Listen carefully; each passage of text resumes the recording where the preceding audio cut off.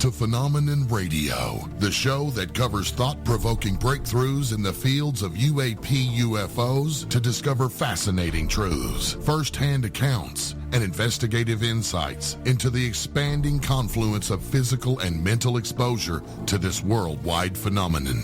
Hosted by Emmy award-winning investigative journalists, Earthfiles reporter and editor Linda Moulton Howe, and world-renowned experiencer of the 1980 Rendlesham Bentwaters incident, John Burroughs. And now, leading off tonight's program, here's Linda Moulton Howe.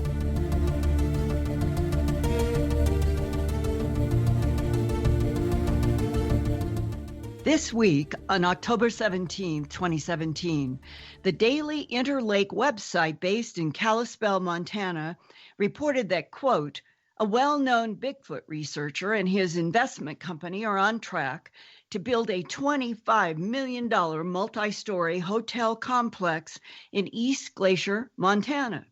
The complex will house the largest Bigfoot museum in the world, along with a live theater, conference center, retail store, restaurant, and lounge. Construction is expected to begin in early 2018. The East Glacier, Montana area is allegedly a Bigfoot migration route, according to researcher Tom Biscardi. He is behind this new Montana construction because he now wants to work from the Bigfoot Museum and Hotel and be able to lead Bigfoot expeditions into the East Glacier, Montana region where Bigfoot are supposed to live. Currently, Biscardi is president and chief executive officer of Bigfoot Project Investments, Inc. He has produced several films and videos about his investigations of the 8 to 12 foot tall Bigfoot Sasquatch creatures that eyewitnesses over the decades have described as being more like thick-haired humanoids rather than gorillas. Eyewitness descriptions of the hair color range from a dark reddish brown to really dark brown to black with silver hair running down the humanoid backs, heads, and faces. I have a 1978 audio tape of a couple of silverbacks standing at the fence of a woman's property in Snohomish, Washington. As she stood on her deck with a tape recorder in her hand, the 12-foot-tall silverbacks, as she called them, made very high-pitched sounds for several minutes as she recorded. Bigfoot investigator Tom Biscardi says one Native American in the region shot a Bigfoot because he felt the creature had been harassing his family. The bullets took the Bigfoot creature down to the ground. Biscardi said that soon, quote, another similar creature came out of the woods and cradled the wounded Bigfoot in its arms and then carried it off, close quote. So from Snohomish to this area in Montana, these big hairy creatures have been seen in various styles and proximities, but the big hairy Sasquatch creatures are not confined to North America. 16 years ago, on June 25th, 2001, I arrived in Hong Kong to meet a video production team producing a TV series for the Discovery Channel entitled Modern Mysteries of Asia. The subjects were very tall wild men that villagers on the border between Laos and Vietnam were reporting that summer. I was hired to investigate and report what we could find. I had audio with me from that 1978 Snohomish woman's recording of the tall silverbacks. When I played the high-pitched recording for the villagers who said that they had seen human ape-like wild men reach up 14 feet high to branches for food, those eyewitnesses nodded their heads when they heard the eerie sounds from my tape recorder, saying yes, that they recognized that sound. I also learned that an Asian studies professor at the Australian National University in Canberra, Australia, have been studying the wild men in Vietnamese history. He reported that as far back as the 1st century AD, there were references about very tall apes in the far south of China. A Ming Chinese dictionary mentioned a yellow-haired ape with a human face and human feet. Another Chinese dictionary also described a 12-foot tall red-haired ape with a human face living in southernmost China that was known to attack humans and eat them. Then, in late 1968, during the Vietnam War, the professor learned that a U.S. fighter jet pilot had ejected when his plane was going down from gunfire. The pilot fell in his parachute into a tree above a river, badly wounded and semi-conscious. Searchers found him still hanging in the tree, barely alive, and on the ground were 2 dead North Vietnamese militiamen. When rescuers cut the pilot down, he was alive long enough to say, quote, "It was a big gorilla that had killed the 2 Vietnamese at the base of the tree," close quote. The big, hairy Sasquatch Bigfoot humanoids have also been seen in western Pennsylvania, where longtime researcher and author Stan Gordon produces the website UFO Anomaly Zone with a 24-hour UFO hotline at phone number 724-838-7768. Stan has been investigating high strangeness creatures, UFOs, and flying humanoids for decades. This coming weekend on October 20th, Stan will be featured in a new documentary debuting at the Creature Weekend Conference in Ohio and at the Balboa Theater in San Francisco, California. The title is Invasion on Chestnut Ridge, about the famous UFO and strange animal creatures that have been encountered so many times on Chestnut Ridge in western Pennsylvania, only a few miles southeast of Pittsburgh. Some of those Chestnut Ridge cases range from the December 9, 1965 Kecksburg UFO crash to the early 1970s reports of UFOs and Bigfoot in the Uniontown area that provoked residents to wonder if the tall, hairy Bigfoot were actually aliens from outer space. Stan has shared his extensive research and investigations in 3 books. His latest in 2015 is entitled Astonishing Encounters, Pennsylvania's Unknown Creatures. Before that, he produced Silent Invasion, the Pennsylvania UFO Bigfoot Casebook, and Really Mysterious Pennsylvania. After this short break, Stan Gordon will join Phenomena Radio, and we will begin with a recent incident last month on September 20th, 2017, not far from Chestnut Ridge, where a small UFO hovered outside a bedroom window.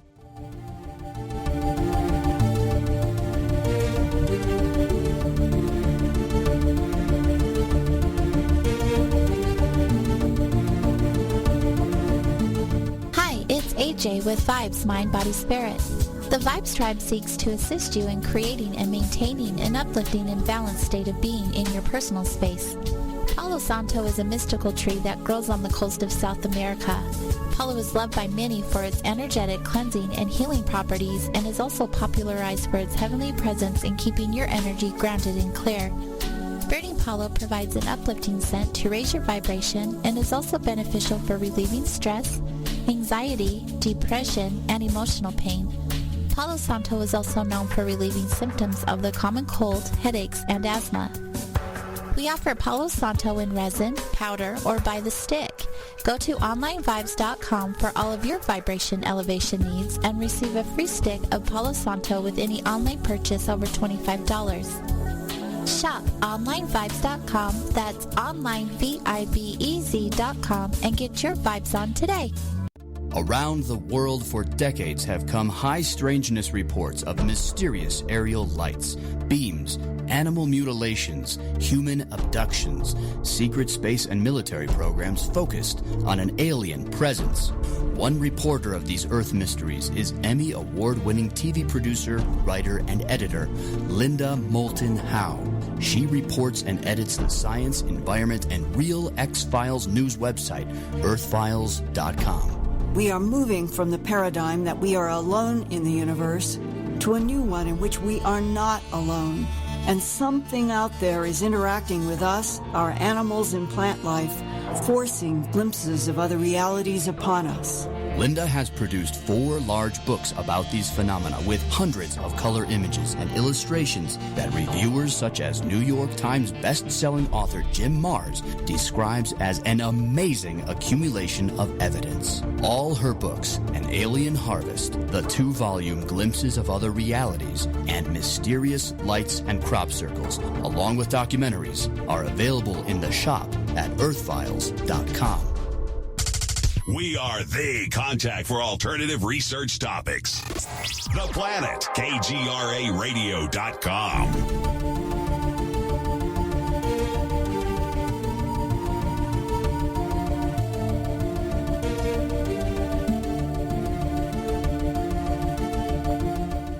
Thanks for joining us right here on KGRAradio.com for Phenomenon Radio Live, heard exclusively every week here on Thursday nights at 8 p.m. Eastern. Everybody, get ready for tonight's very special guest, Stan Gordon. We've got him here on deck.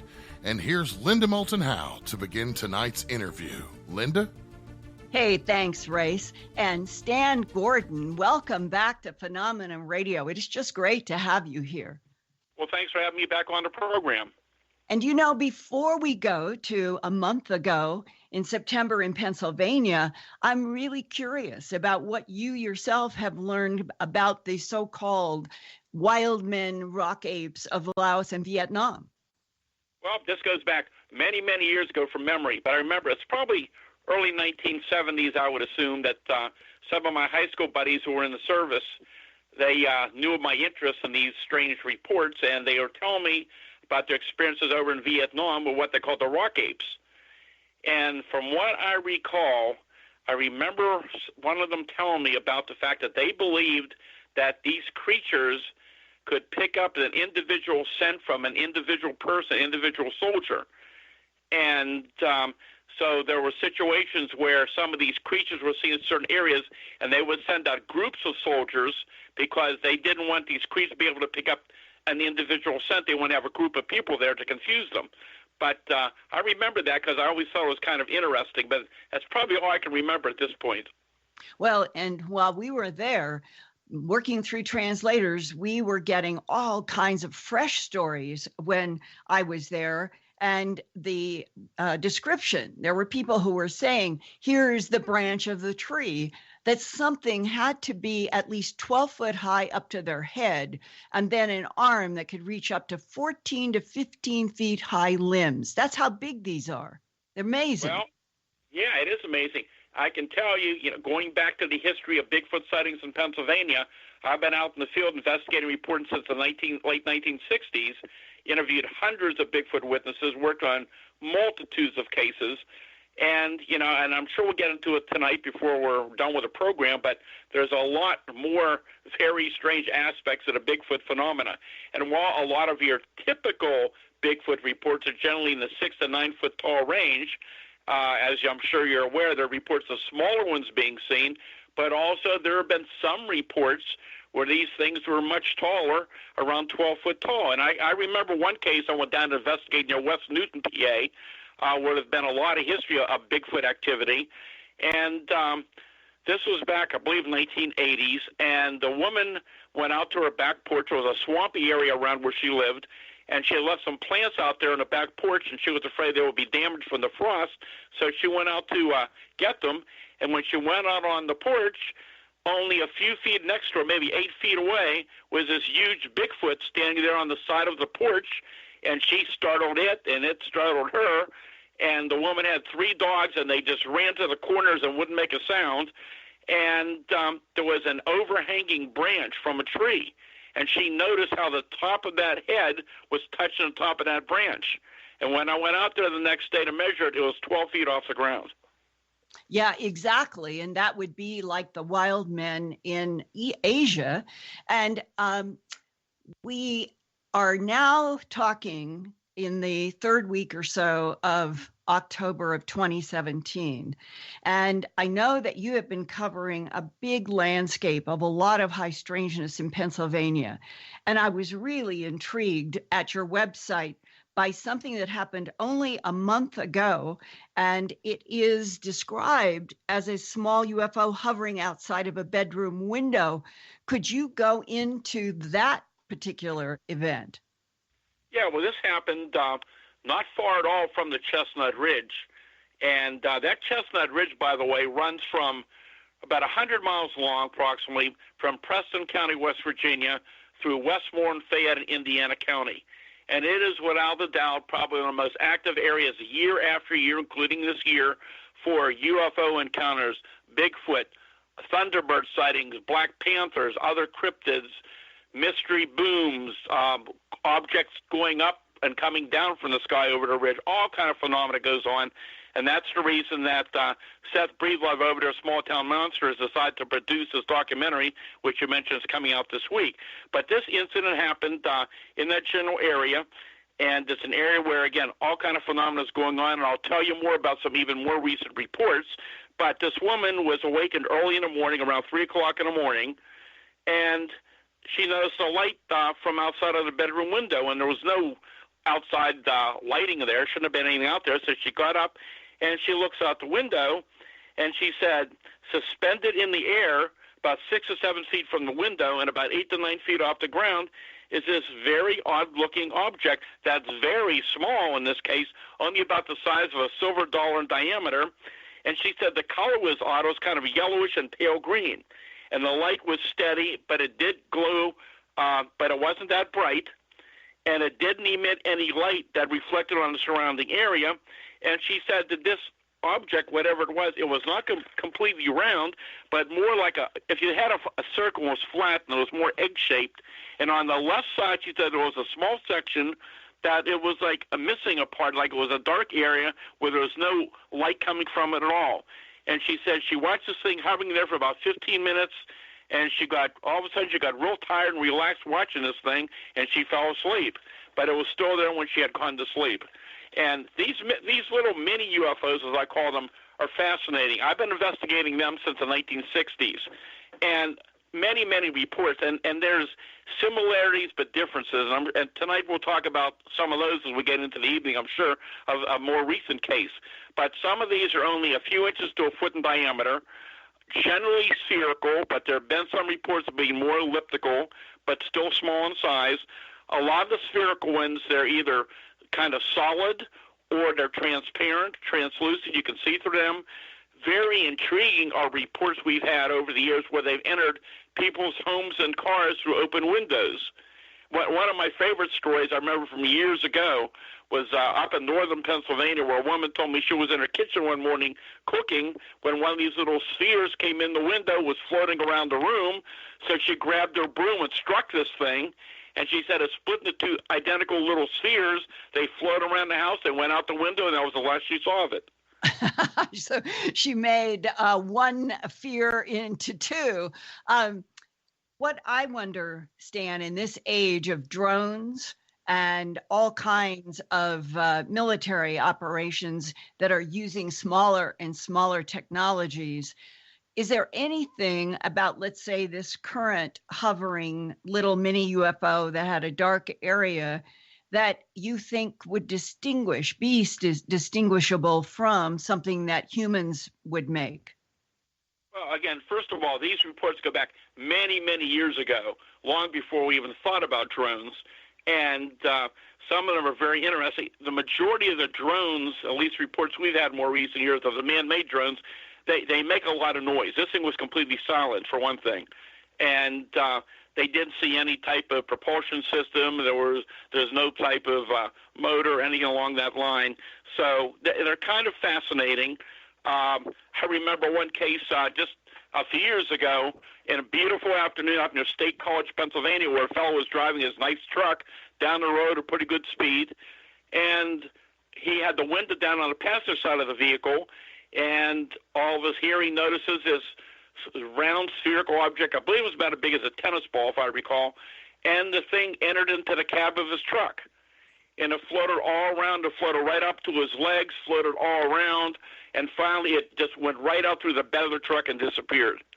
And some of these cases are just very, very intriguing and appear to be far different than any of the man-made drones that I'm aware of.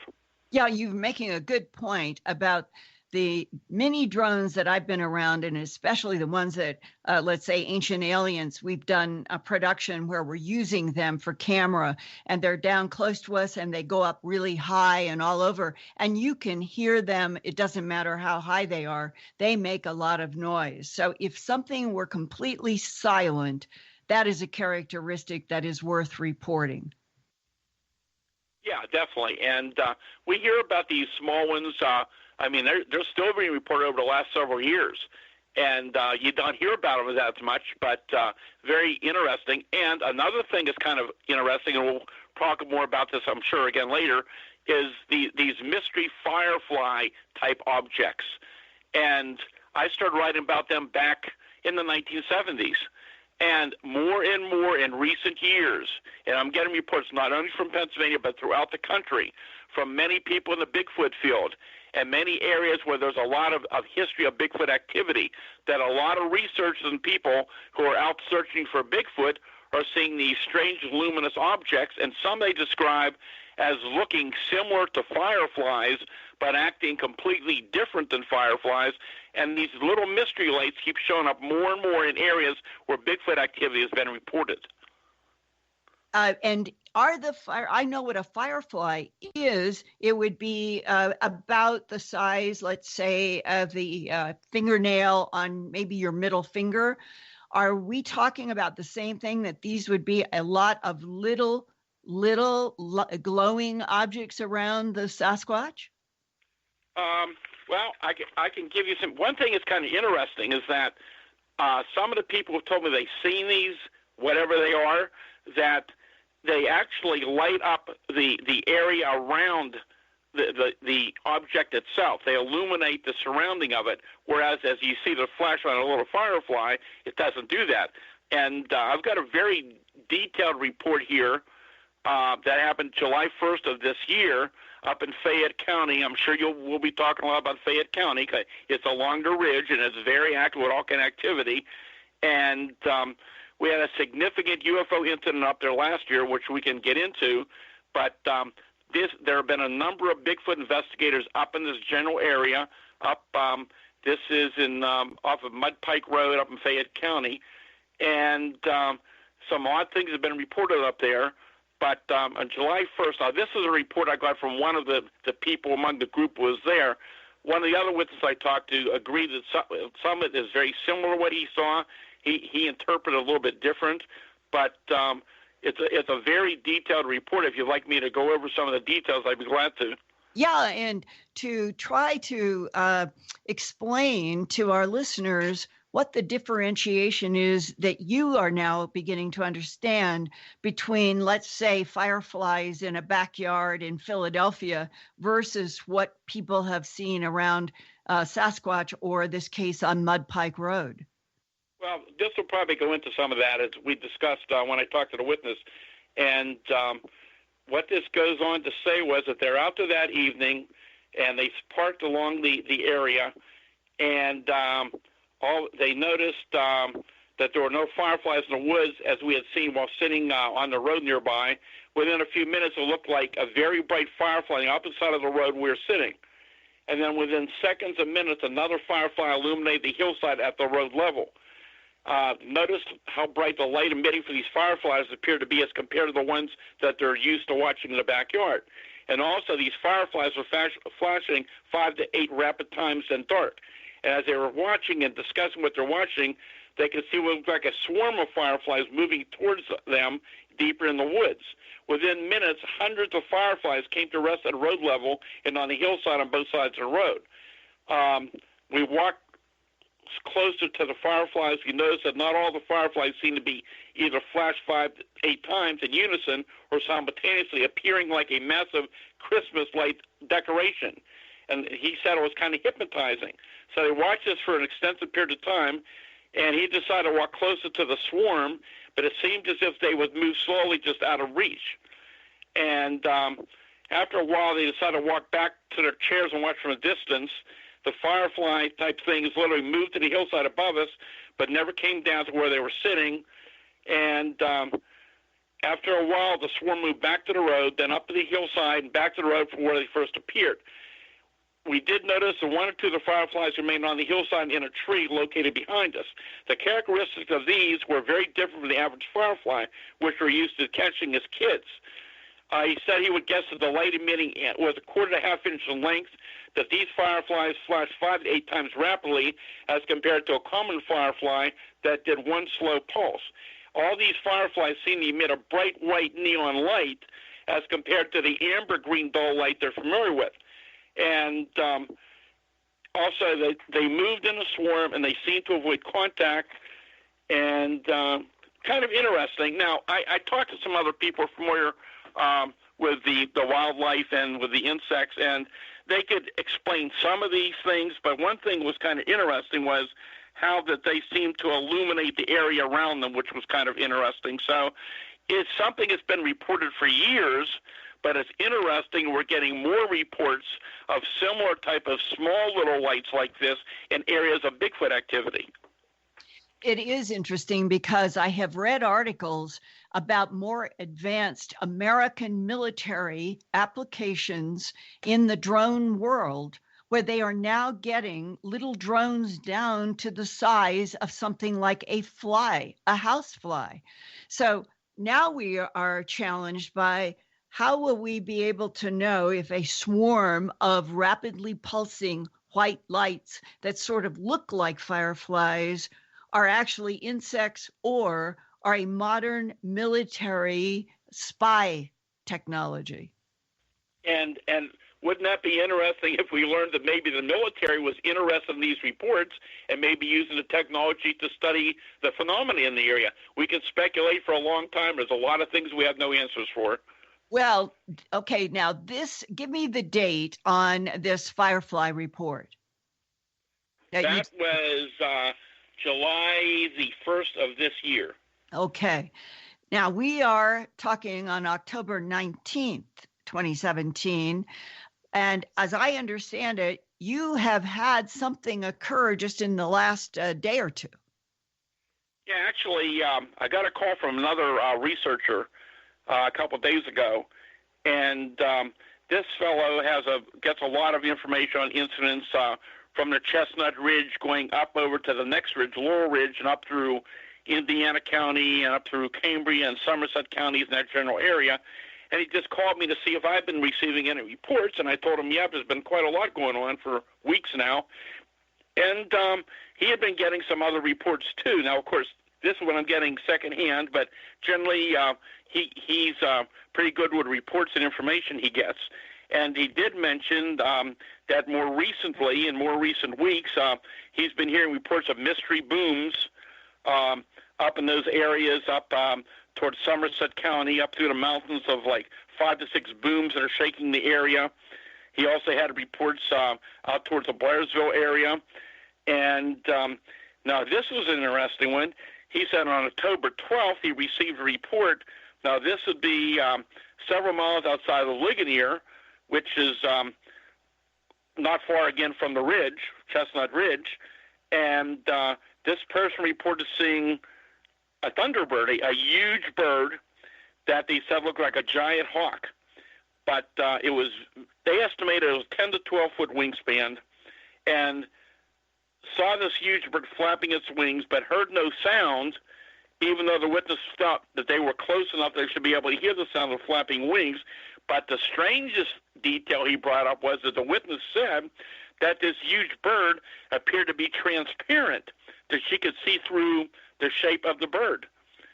Wow. And that's something that I'm receiving more and more reports on over the years now of various cryptids that suggest, reluctant as I am to say it, that in some cases some of these creatures appear to be something other than flesh and blood, which is why you never find any bodies, possibly. Well, Stan, it is becoming, I think, more and more prevalent. I know Jacques Vallée and I were talking about this just a week or two ago, that he did that book, Dimensions, a long time ago, a couple of decades ago.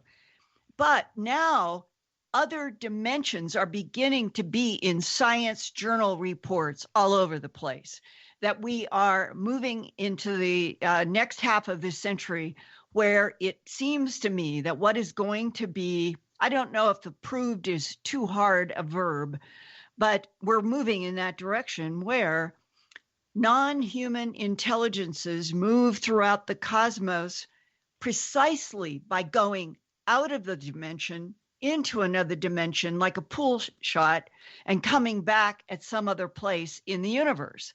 And that the idea that that there are intelligences with technologies that can fold space-time and or move into one dimension to get to another place in the next door dimension, that is becoming the discussion of quantum physicists.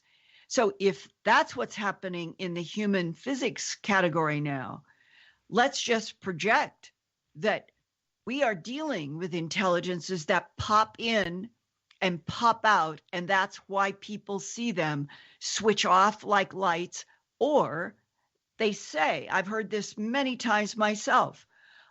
This was a quote from a man, he was out hunting. He said, "This was a silver disc, Linda. It was a silver disc. I would have said it was solid metal." And then right in front of me, it began to change, and it became more and more translucent, and then transparent, and then it was gone. Almost as if it was being demonstrated for the human. Look, watch. This is how we move around. Yeah, and again, these kind of reports are becoming much more common. It's not just with UFOs, but with cryptids. And I've had many cases over the years of even in daylight what appear to be solid physical craft, not lights in the sky, not orbs, but solid craft that physically change form in front of witnesses, or they suddenly appear and disappear. And then something I noticed years ago is that there were some instances where, for example, there would be a group of people, and only certain people within that group are describing watching this object hovering nearby, and other people couldn't see it. So is it possible that certain people have certain abilities that they're able to perceive certain phenomena other people can't, or could the phenomena be attracted to certain people? There's so much we just don't know.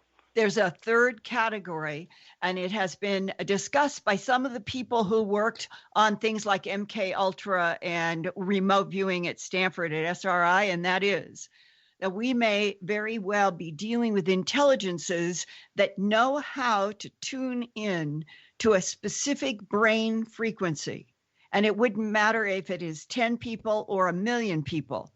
And we'll call it the alien intelligence, can telepathically communicate thought words or place images or binary code or anything into an individual that is standing right next to a whole bunch of other people who don't get anything, because the alien intelligence knows how to transmit directly to very specific brain frequencies. Yeah, very, very interesting. And you did ask me about what happened last night. Well, I don't have a lot of detail yet. I'm still getting more information. But what I understood was that some men were hiking up in the Laurel Ridge area last night when apparently they saw a number of small luminous objects, orbs, and they were down near a high-tension power line. And apparently at some point, one of the witnesses swears, and he was pretty shook up, swears he saw this huge dark shape, maybe 10 foot tall, that appeared to come out of the orb and take big steps and walk off into the woods. So that's all I know right now, and I'm hoping to get more information on it. It's so classic. Stan, this is what we hear from places like Bhutan and Tibet, where I have a book about the so-called high strangeness in the Himalayas. And there is one particular case, and it was described by a Westerner who was there on some kind of a trip, and in front of them was a ball of light that suddenly was on the path in front of them. And then, to their complete shock, the ball of light seemed to do 2 or 3 rotations or spins, and then it unfolded into a man who seemed to be a little bit aged, actually, and that was wearing exactly the clothes of the other Tibetans that were walking on the path. And that made it into a book because the observer was so shocked that the light could turn, and somehow out of the turning light emerged what they thought was a full-fledged human continuing to walk. Yeah, the reports are just getting stranger and stranger. And, we may have talked about this in the past, I'm not sure. I have a new program, new lecture I do. It's called Strange Aspects of the Elusive Bigfoot. And I get into a lot of areas that a lot of people never heard of with Bigfoot, and a lot of people probably would prefer not to know about Bigfoot because it doesn't fall into the category of what they want to believe. I always felt that Bigfoot was probably an unknown primate, an unknown animal when I started investigating those reports.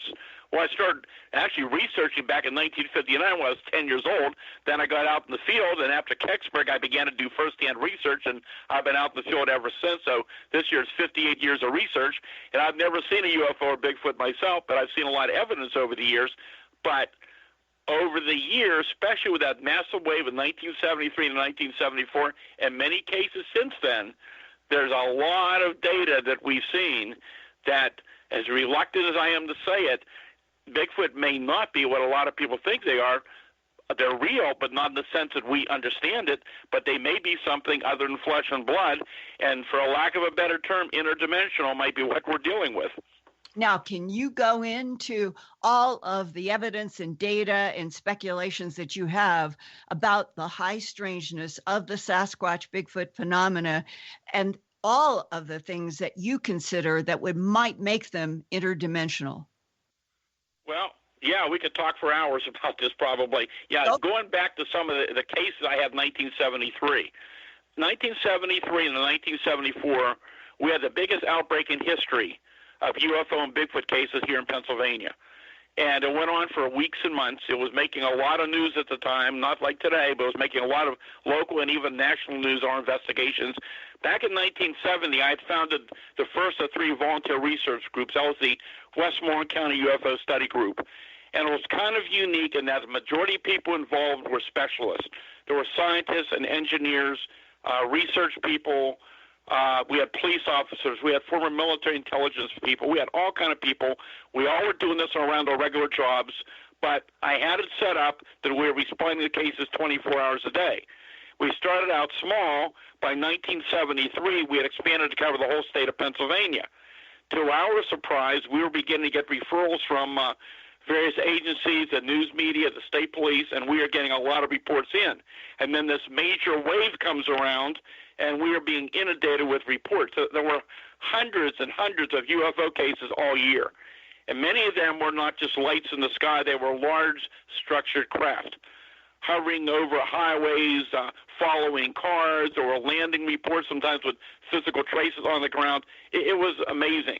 And then we had the massive Bigfoot outbreak that occurred in the summer of 73, went on for weeks and weeks. And many of those sightings were in daylight at very close range. And when I say close range, we're talking 5, 10, 15 feet away from witnesses where, for example, they walked out in front of cars, they walked near mobile homes, they were seen in rural areas, very, very close range. Some cases, there was more than one creature seen together. So people got a very good look at descriptions of these things. And in a lot of the cases, our teams would get out there, or even the police department in some cases, and there will be physical evidence at the scene. So we're documenting all this as it's happening.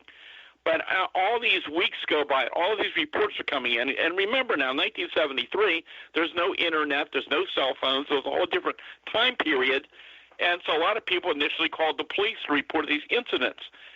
We began to see some very odd things begin to show up, having always felt that Bigfoot was a primate, an unknown animal.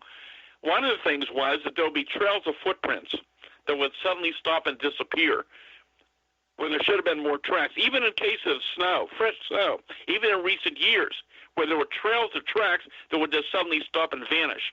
It didn't make any sense. Then we began to get some very odd reports. I remember one is in Derry Township, and you'll hear me mention Derry.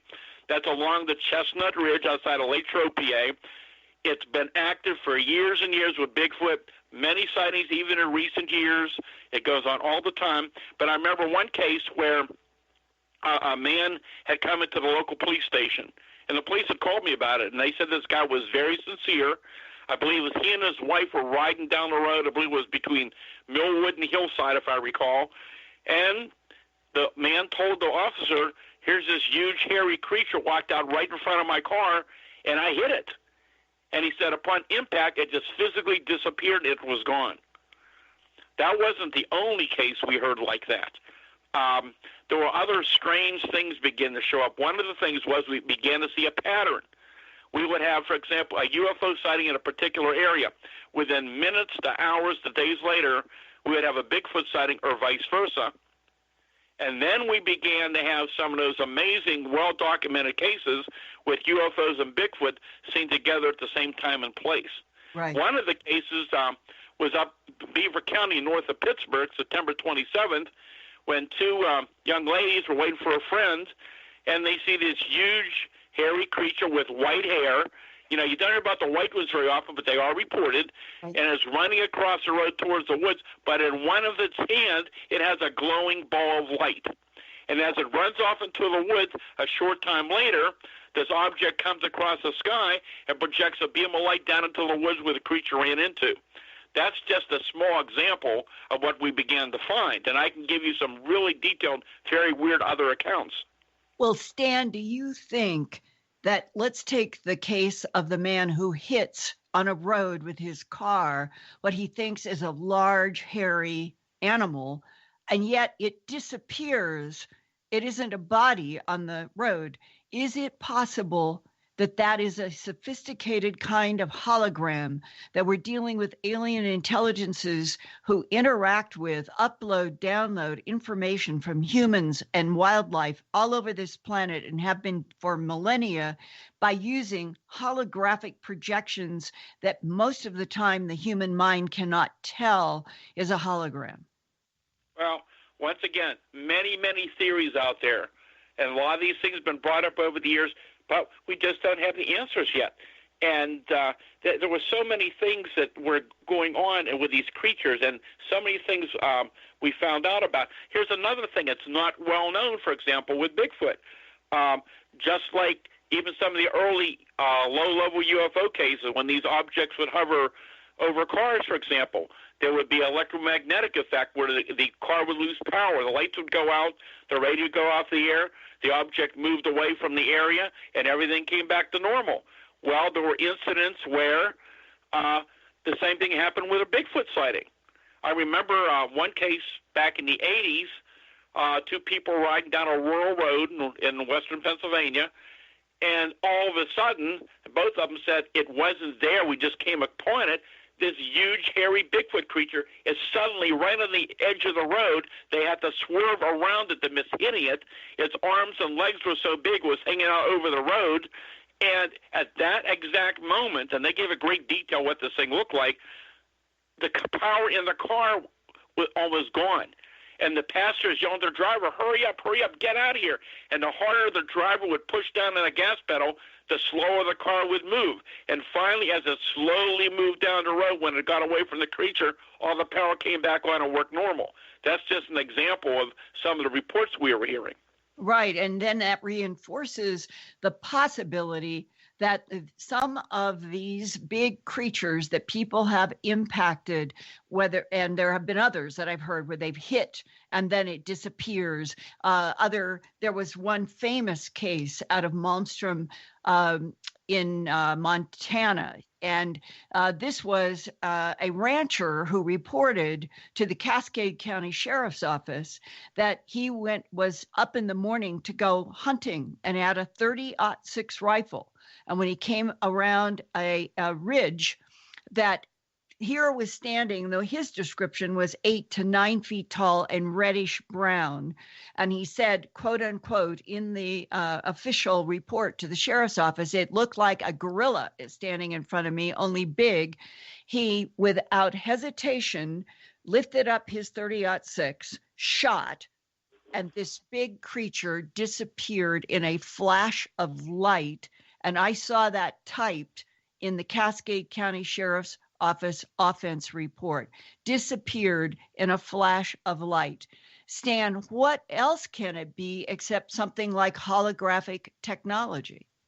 Well, then let me give you a similar case, which is the case that convinced me that we were dealing with something more than flesh and blood.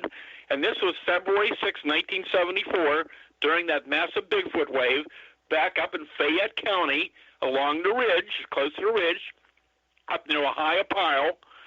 And I'm sure some of your listeners remember the time period. There was a big national trucker strike going on. There was gas rationing going on in the country. There was some violence going on the roadways. So back in Pennsylvania, the state police and the National Guard were patrolling together. Well, they both responded to this incident I'm about to tell you about. I couldn't get up there till the next morning because I couldn't get any gas locally. But what happened was this woman lived in a little cabin home way up deep in the mountains. She lived there all her life. She knew animals well. She was a very good shot. And she was sitting there as normal that evening watching TV when she heard a commotion on her little front porch. She had, there was some empty cans of pop out there. Somebody was knocking the cans around. And a few weeks before, there was a pack of wild dogs coming through, so she figured probably those dogs are back there. So she thought, you know what, I'll grab my shotgun and I'll just shoot over their head and scare those dogs away. So she loads one chamber of her shotgun, and she walks over to turn on the switch on the wall to turn on the front porch light. And she walks out, opens up the front door, steps on the porch, and lo and behold, there's no dogs there, but only a few feet in front of her is this huge, hairy creature, 7, 8 foot tall, with its arms straight up over its head. And, you know, the many times I interviewed her, she never, ever called it a Bigfoot. She said it looked like a great big hairy ape. And what did she do? She fires her shotgun right into it. She said there was a bright flash of light, like the flash on a camera, and it disappeared right in front of her. Her in-laws lived 100 feet away. They heard the gunshot. They called her on the phone. That's what she was shooting at. Her son-in-law grabbed his sidearm, his pistol, started walking up that dark road towards the cabin, saw a figure running down the road. As they got close, he said he was surrounded by 4 or 5 hairy people with eyes like coals of fire, started shooting at him, ran into the home, the cabin home, and it was about that time that they were looking out the window, and there's this huge, very large object, like a big Christmas ornament with lights on it, hovering over the woods at the same time. And that's when they called the state police. And when the investigators got up there, something odd had been taking place. Whatever there was gone by the time they found it way up in the mountain. But I talked to the primary investigator, and he said something very weird happened up there. And that he based on how the animals were responding. And that's something I have seen. And I said a long time ago, you can fool people, but you can't fool the animals, especially the dogs. When in many cases, when the dogs are at a distance from these Bigfoot creatures, they carry on, they bark, they're very, very upset and excited. But generally, when they're close by, even the most ferocious dogs are just like paralyzed. They won't bark. They cower, they hide, they act very, very strange. And that trooper told me, he said, when they got up to the scene, they had numerous dogs there. Dogs wouldn't make a sound. The horses and the cattle were all frightened. They were all acting unusual. When I got there the next morning, everything was back to normal. That was the case, among others, that indicated to me that we're dealing with something much stranger than any of us probably wish we even knew. There was much stranger than just a flesh and blood explanation, at least in some of these reports. Yeah, that's absolutely right. And now let's jump again to the year that we're in, 2017. You've been getting reports this year. Have you gotten any in the Sasquatch Bigfoot category? Yeah, there's been a number of reports from around here in western Pennsylvania. I'm hearing a lot of secondhand reports from different people. What I run into is the fact that I've talked to people who are friends or relatives of people who are seeing things, who are still reluctant to come forward to talk about it because they're not able to deal with the fact that they saw what they saw, because they never believed these things could exist. And so some of these people sometimes they wait a while, if ever, reporting their sightings. Some people waited years before they talk to me about what they've seen. But there have been a number of sightings that have been reported. Like I said, even recently we've heard some activity. There was one report, actually, is very interesting. This would have been up in Luzerne County. This is up in PA, up towards the New York border in April of this year. And this was a beautiful afternoon, 6:30 evening.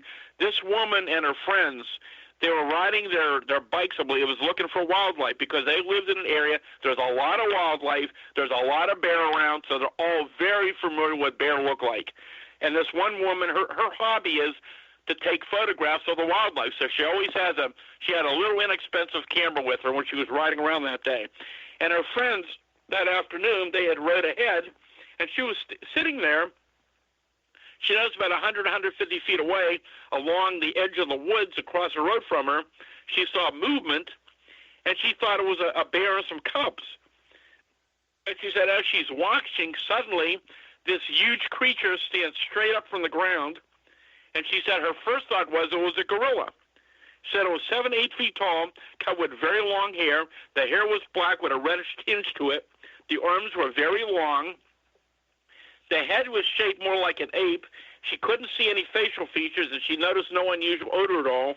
But she said when the creature rose up, it had its hands stretched straight up over its head, which we've heard on different occasions. Right. And then it moved its arms down and placed its hands, one on each side of the face, and held them there. And she said the creature turned and with large strides walked off into the woods with the hand still on its face, and it was walking bent over with the head almost down to the knees, gave the witness the impression that this creature had been hurt in some way. And when it got into the woods, she heard the creature make a loud, like a ooh sound, like it was hurt. She only heard it one time, and she never saw it again. Well, she did take 3 photographs, but unfortunately, 2 of them were completely distorted. They were out of focus. The one does show something, but it's not detailed enough to be sure what it is. But anyhow, there was something there along the tree line, and she said her and her friends returned to that area several times over the next several weeks to see if they could see it again, but they never saw it again. So that was a kind of interesting report. In May, up in Cambria County on a back road, a man called me, and he was very reluctant to even talk with me, you could tell. Said he was an experienced hunter. He had never believed in Bigfoot before, but he said he's riding down the road at dusk, and he noticed there's something standing on the side of the road, and as he got closer with his high beams on, he realized this was not a person. It was about 75 feet away. He said it was huge. He said well over 6 feet tall, broad-shouldered, covered with dark hair and long arms and legs. He couldn't see the face or eyes. He said the creature looked towards the car as he approached it, and then ran off through the high grass and moved off into the woods and disappeared. And that's just an example of some of the reports we're hearing. But we're also getting reports that are even much stranger. And, in fact, there was a Bigfoot sighting only several miles from where I live here in early August of a Bigfoot encounter. And this witness would never have reported it. It's just that by coincidence, he happened to mention to a neighbor about what he had seen, and he asked the neighbor if he'd ever seen anything strange in the woods nearby, because they had both lived all their lives, and he said he hadn't. But when this guy told his neighbor what he saw, he said, well, you should call me. So he gave him my phone number, and I went and interviewed him and looked around that area, and guy told me that, again, it was about dusk, and he's sitting out there looking at the woods, as he does, relaxing, and he said he heard like a sound of wood cracking, like something heavy stepping on heavy limbs, and there's a clearing through the woods, and about 40 feet inside the woods, in the clearing, he saw the clear silhouette of a man-like figure about 8 feet tall or larger. He said you could see it was covered with hair. He said it was hard to tell. It looked maybe dark brown. He said he only saw it from its left side. He said it had a mighty big head and saw no neck. It had a very large build, tall and thick arms that were longer than the human. He only saw it for several seconds as it moved deeper into the woods, and he could not see it any longer. He did not notice any smell or sound. And He did say that a few weeks earlier he heard a loud sound coming from those woods, like somebody hitting hollow logs with a heavy stick. Well, you know, we're coming up to a break. And after this, what I'd love to pick up with you, Stan, is how can the Bigfoot Sasquatch phenomenon walk across a wooden deck? And this, I have many reports like this. Walk across a wooden deck, people see them walk across the wooden deck, and then they do something or try to shoot it, and the creature either runs off or, in the cases we've talked about, disappears in a flash of light. But then the humans realize that on their wooden deck are scorch marks of the feet. The scorch marks of the Sasquatch has always been a big puzzle in this whole issue of, are they organic? What are they? And then let's also pick up on the other side of the break, this fascinating story that you have from August about the police officer who encountered the strange creature with a glowing head in Pennsylvania. Thank you so much. Just stay there. We'll be right back. Thank you, Linda. This 45-minute uninterrupted segment of Phenomenon Radio is brought to you by OnlineVibes.com. Your personal connection to mind, body, and spirit, committed to helping you with healing modalities that can manifest a true and healthy change in your life. And I guarantee a lot of us could use a lot more of that. Visit the website at OnlineVibes.com. That's OnlineVibes with a Z.com. Tonight's very special guest, Stan Gordon, will rejoin the show right after these messages. Stay with us.